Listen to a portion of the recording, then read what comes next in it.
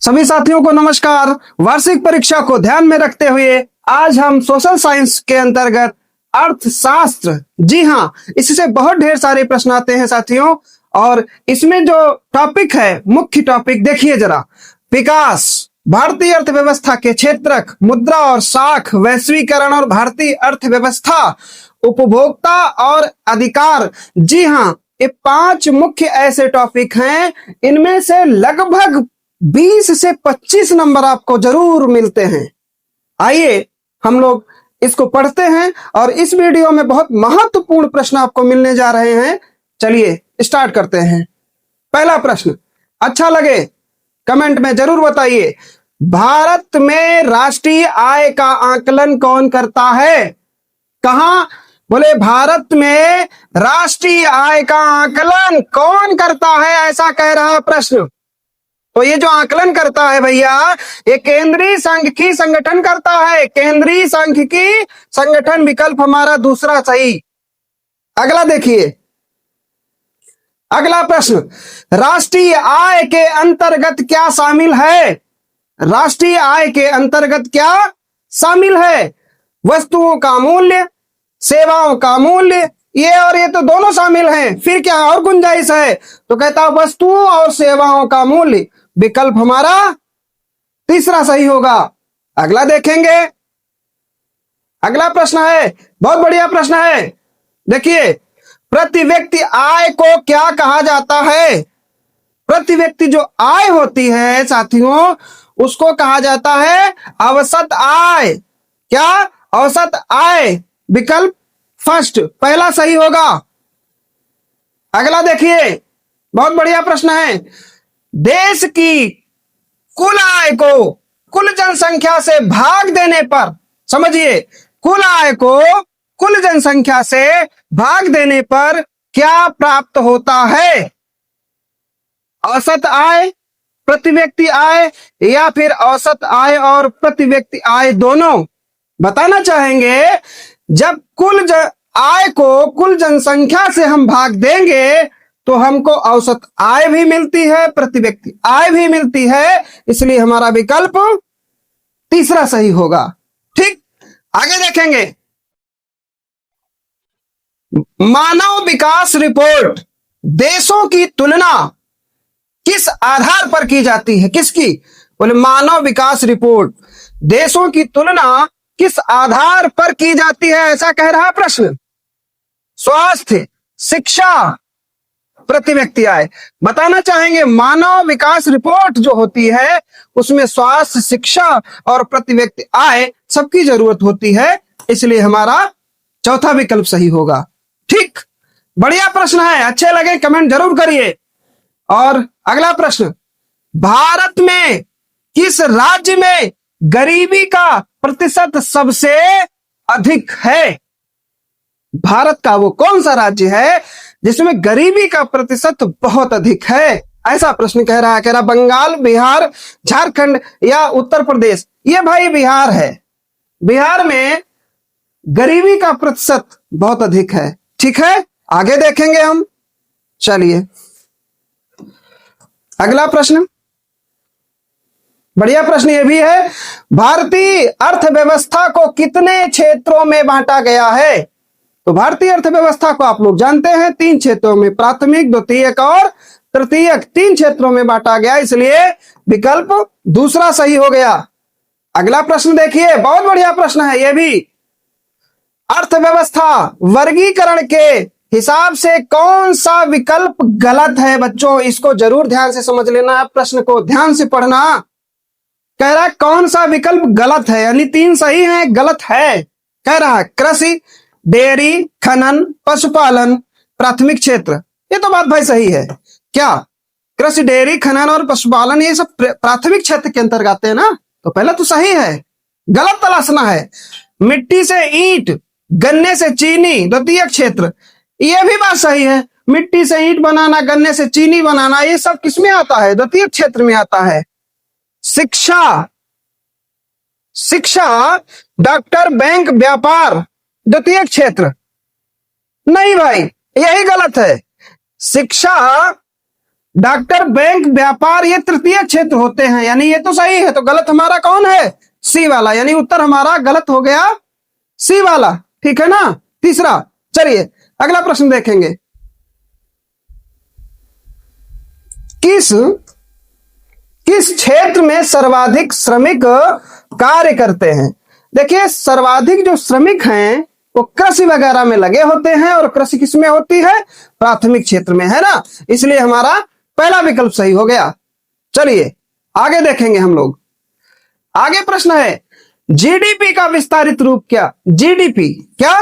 GDP का विस्तारित रूप निम्न में से कौन सा है? तो इसमें जो जीडीपी होती है उसको बोला जाता है सकल घरेलू उत्पाद। पहला विकल्प साथियों सही हो जाएगा। बहुत बढ़िया प्रश्न है, जरूर याद कर लेना। अगला प्रश्न, भारत के किस क्षेत्र में छुपी हुई बेरोजगारी पाई जाती है? भैया, छुपी हुई बेरोजगारी आप जानते हैं ना, ये कृषि क्षेत्र में पाई जाती है। ठीक है। अगला, वस्तु के बदले वस्तु के आदान प्रदान, यानी एक वस्तु ले दूसरी दे दो कि प्रणाली को क्या कहा जाता है? उसको भाई कहा जाता है वस्तु विनिमय प्रणाली। ठीक। चलिए अगला, विश्व व्यापार संगठन की स्थापना कब हुई? विश्व व्यापार संगठन जो था उसकी स्थापना 1995 में हुई थी, है ना। यह सही हो जाएगा। अगला देखिए, मुद्रा का प्राथमिक कार्य क्या है? मुद्रा का प्राथमिक कार्य क्या है? ऐसा कह रहा है प्रश्न।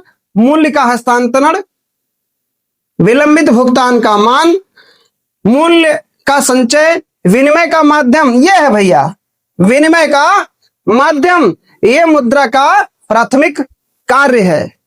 ठीक। आगे देखिए,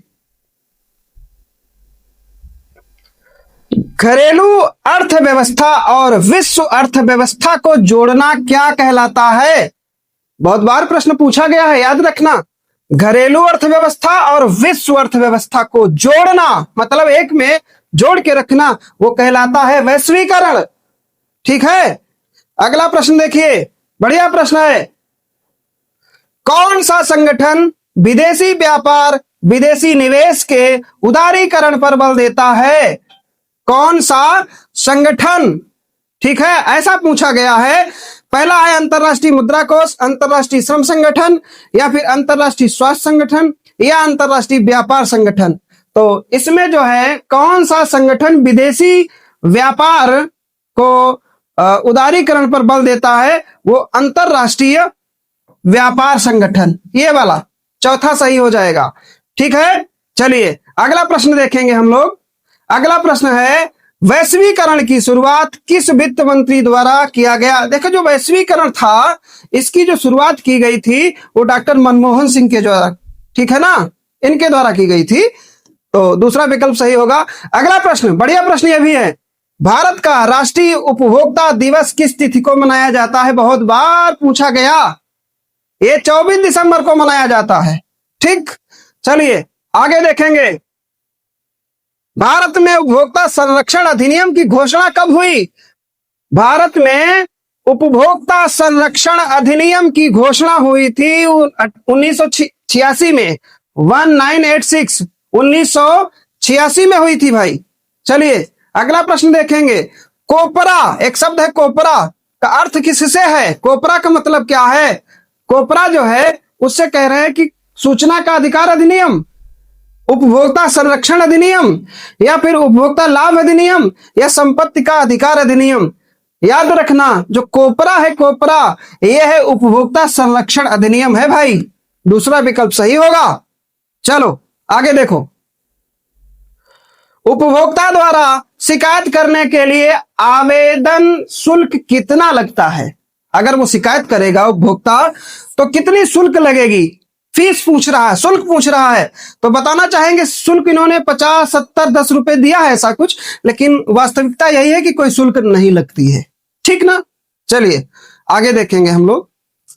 आगे का प्रश्न है, एक उत्पाद पर एमआरपी का अर्थ क्या है? बढ़िया प्रश्न है, पूछे जाते हैं।